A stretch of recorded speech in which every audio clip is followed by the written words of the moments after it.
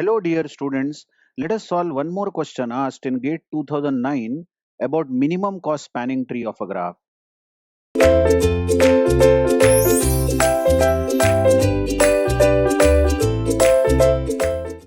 Such a big graph is given, and question asked is which one of the following is not the sequence of edges added to the minimum spanning tree using Kruskal's algorithm. Now, don't worry, the graph looks to be very big, but you know how to run Kruskal's algorithm on any graph. You will take the minimum weight first, and the minimum weight over here is b to e. So you will be taking b comma e edge first, and note in all the options given a b c d written below, b comma e is the first edge. So all four options are open. Now the next edge you can take is there is a tie you see here. Both these edges a to c and e to f are having same weights. So according to Kruskal's algorithm, you can take E comma F first and then you can take A comma C. You have to because both these edges are having same weights and B comma E is having weight 2. Or you have to take B comma E first, then you can take A comma C, isn't it? That's okay because that's having the weight 3, but then you will have to take E comma F, correct?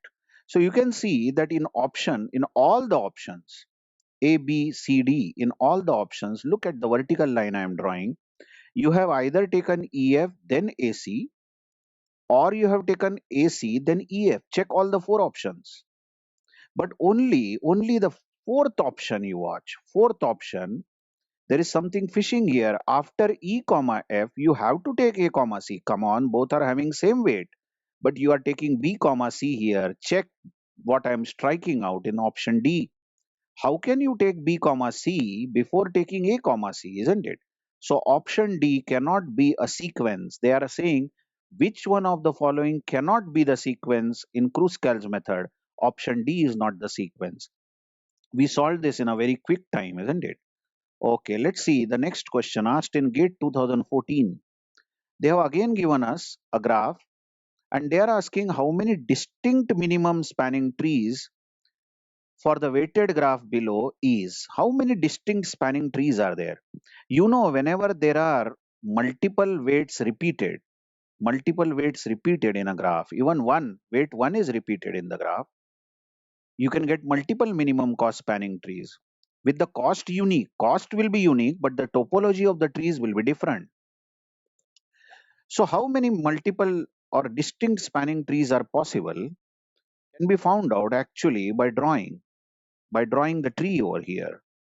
If we number the vertices as 1, 2, 3, 4, 5, 6, 7, 8, 9, then if you see that if you start constructing the tree from 1, you will have to take 1 to 2 because the weight is just 1, minimum weight, isn't it?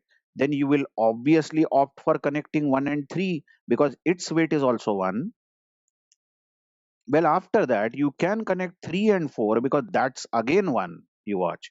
So you are going for the minimum weights. Now it is understood, if you're watching the left hand side graph, it is understood that you can't connect 2 and 4 with a weight 2 because that's going to cause a cycle. This is going to be a rhombus, isn't it? So you can't connect 2 and 4. Okay. Now comes the major point in this.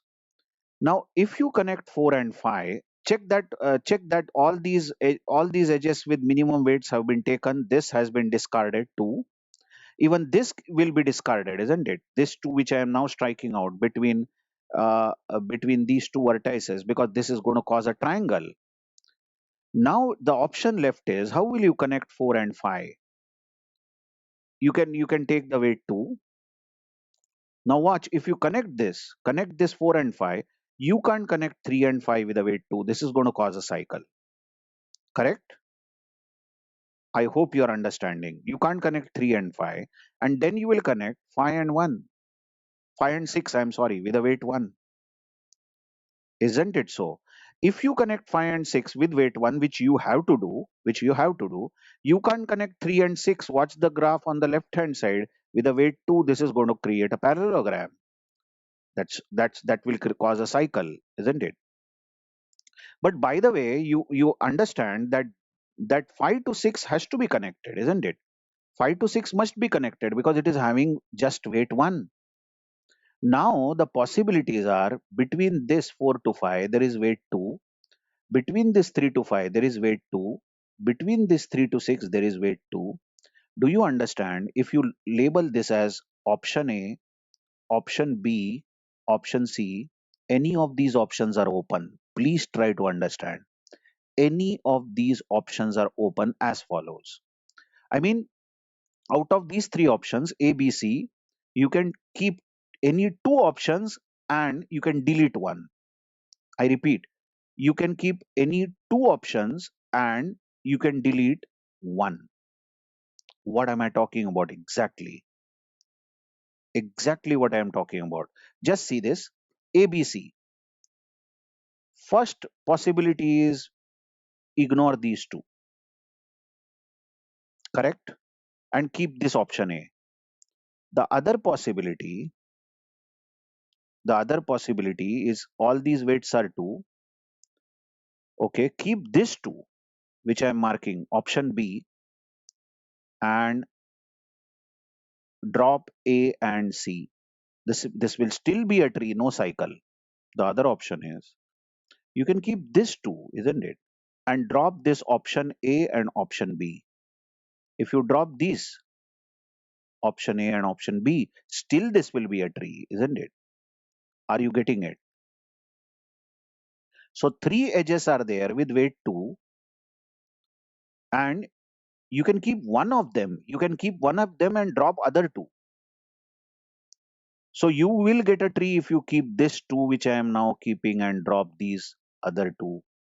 Or you can keep this 2, which I am ticking, and drop these other 2. So any of these three edges can be selected. Are you understanding? Any of these three edges can be selected. Now, finally, this first vertex has to be connected to 8. Come on. Otherwise, the graph will be disconnected. Then, further, this seventh vertex should be connected to 9 because it is having minimum weight. Definitely, one has to be there. Edge with weight 1 has to be there. And now you can either take 7 to 8 with weight 2, or you can take 8 to 9. You can't take both. This will cause a triangle. So you can either keep this 7 to 8 or 8 to 9. So there are two options here. That means three options over here and two options over here you have. Are you understanding? Isn't it? Yes. So now how do you count this? This is a counting problem. Come again. If you keep this edge 2, this edge 2, then you have to drop the other two edges, this one and this one, because both are going to cause a cycle. Imagine you keep this 2. Then coming back to this lower part of the graph, lower part of the tree, with this first 2 kept, which I am striking out here, ticking here, with this 2, 4 and 5 connected, you can either connect 4, 5, and then you can connect 7, 8, isn't it? But you can't, if you connect 7, 8, you can't connect 8, 9. Or you can keep 4, 5, and you can connect 8, 9, but you then can't connect 7, 8. Just check the border graph, bottom part of the tree. That means with 4 and 5 connected, you can either connect 7, 8 or 8, 9. Similarly, just check this. The upper part of the graph, if you connect 5 and 3 with a weight 2, then you can't connect 4 and 5, definitely, and you can't connect 3 and 6 because both are going to cause cycle. So if you connect 3 and 5, at the bottom part, 7, 8, 9 vertices, you see, 7, 8, 9 vertices at the bottom part, you can either connect 7, 8 but not connect 8, 9. Or you connect 3, 5, the upper part of the graph, you can connect 8, 9, but you can't connect 7, 8. That means if you connect 5 and 3 in the upper part of the graph, you again have two options in the lower part. Similarly, if you connect 3 and 6 with a weight 2, obviously you can't connect 5 and 3 and you can't connect 4 and 5. This will cause cycle. But if you connect 3 and 6, then in the lower part, 7, 8, 9 you watch, in the lower part, I'll again mark it lower part 7, 8, 9. You can either connect 7, 8 but not connect 8, 9. And if you connect 3, 6 in the upper part, you can connect 8, 9, but then you can't, sorry, connect 8, 9, but you can't connect 7, 8. I hope you are understanding. I am simply counting this. You can't connect 7, 8. That's all the possibilities. So that means there are six possibilities, six distinct binary, multiple, six distinct spanning trees you are bound to get. By the way, according to the counting principle, you had three options to keep here. The tree can contain either of these three, but not all. Even two can't be there. You can't keep this edge and you can't keep this edge, which I am marking, because this one will be there. Definitely, this one will be there. So, this is going to cause cycle. So, out of these two edges, this one and this one, you will keep one of them. And also this edge, which I am now marking. Well, you can't keep both these twos in the graph because this one is going to be there, isn't it? Neither, if you have selected the bottommost two, you can't keep the upper two because one is there, this edge is there. If this two is also there and this one is there, and if you keep this two, it's going to create a parallelogram. So, out of the three twos which you are watching in this portion, out of the three twos, only one can be present at any point of time, isn't it? And out of the two twos which are there at the bottom, there can be only one present. But then for each edge, if you keep this two and drop the other two, correct? Then you can have two trees over here, two trees, keeping the upper two. Similarly, keeping this two, which I am now marking, you can again have two trees. And for the bottommost two, ignoring the upper twos, you can have two trees. So six trees are possible.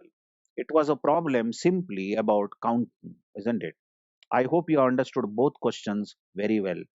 Thank you very much.